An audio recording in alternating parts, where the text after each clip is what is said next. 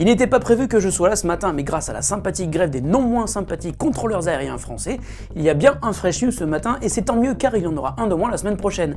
Alors bonjour à tous, nous sommes le vendredi 16 mai 2014 et c'est le Fresh News du week-end, c'est parti. This is funky fresh. This is funky fresh. Pick up on a mustard crack and grab your double cheese and fries.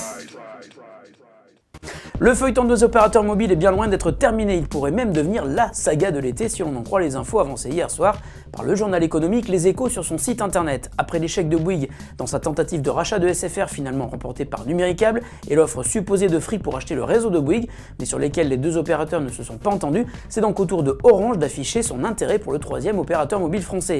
Selon Les Échos, Orange serait en discussion avancée avec le groupe Bouygues pour le rachat de sa branche télécom.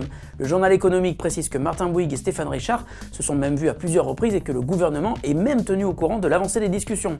Car rappelons-le, Orange est détenu à 27% par l'État. Ces infos ne sont pas confirmées par les protagonistes, mais Stéphane Richard indique que Orange évalue ses options possibles sur le marché et via un communiqué de presse publié hier soir, Orange s'est dit officiellement intéressé par une consolidation du marché des opérateurs mobiles. Autrement dit, l'opérateur verrait bien un rapprochement avec l'un de ses concurrents qu'il jugerait bénéfique pour les affaires mais aussi pour les utilisateurs. Vous l'aurez deviné, l'été risque d'être très chaud dans le paysage mobile français. En dehors de Google Wallet, votre carte de crédit et la possibilité d'être facturé directement par son opérateur mobile, on pensait Google fermer aux solutions de paiement concurrentes de son wallet. Eh bien, ce n'est plus le cas. Désormais, vous pouvez acheter des biens immatériels et payer avec votre compte PayPal sur Google Play. Ce nouveau moyen de paiement dans Google Play était attendu depuis un bon moment et il est donc maintenant accepté dans 12 pays, la France, la Belgique, le Canada, la Grande-Bretagne, l'Autriche, la Finlande, l'Allemagne, l'Irlande, l'Italie, les Pays-Bas, l'Espagne et bien sûr les États-Unis. Attention, une restriction cependant, PayPal ne peut pas être utilisé pour acheter des produits physiques comme des smartphones et tablettes Nexus ou des accessoires. Et c'est bien dommage, car c'est précisément sur de gros achats que PayPal rassure les acheteurs. En revanche, pour les applications jeux, films, séries, livres et musique, PayPal pourra désormais être votre moyen de paiement au quotidien sur le store Google Play. Et un dernier mot sur PayPal, le service a dévoilé hier soir une refonte complète de son site web. Celle-ci sera visible dans quelques jours en France. Seuls pour l'instant les États-Unis et l'Allemagne y ont déjà accès.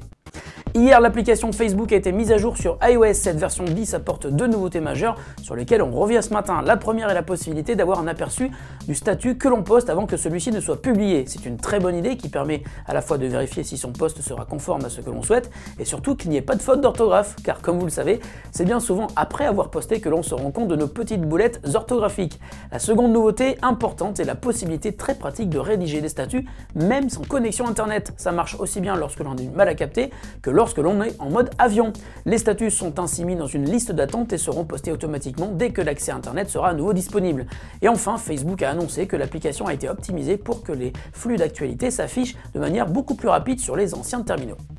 Et la question du jour nous vient de Thomas qui nous demandait hier quand seront disponibles les premiers terminaux sous Windows Phone 8.1. Et bien Thomas, c'est fait, le tout premier Windows Phone 8.1 est commercialisé officiellement depuis hier. Il est dispo dans plein de magasins mais aussi sur le site de Microsoft en vente directe. Il s'agit d'une Lumia 630 qui est vendue au prix très agressif de 169 €. À ce prix-là, pas de 4G, mais c'est vraiment son seul défaut. Pour tout le reste, c'est un très bon smartphone d'entrée de gamme avec un processeur quad-core Snapdragon 400, la fonctionnalité double SIM, la compatibilité avec des SD cards jusqu'à 128 Go et c'est aussi le moyen le plus abordable de profiter, comme sur tous les Nokia Lumia, d'une liste d'applications longue comme le bras, dont Nokia Ear Maps et Nokia Music, le service d'écoute illimité, gratuite et sans pub. Fresh News, c'est fini pour aujourd'hui et pour cette semaine. On se retrouve lundi et d'ici là, passez une bonne journée et un excellent week-end. Salut chez vous.